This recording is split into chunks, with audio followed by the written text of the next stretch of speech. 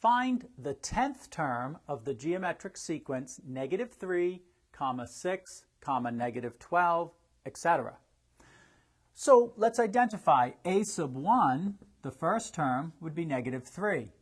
R, which is the common ratio, you can either do 6 divided by -3, or you could do -12 divided by 6, but that gives us a common ratio, R, of -2.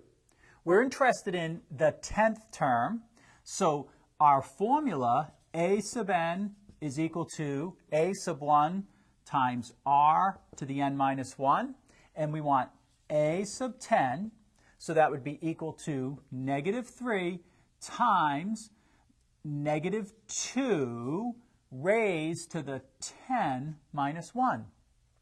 So that's equal to -3 times -2 raised to the power 9. That's equal to -3 times -512.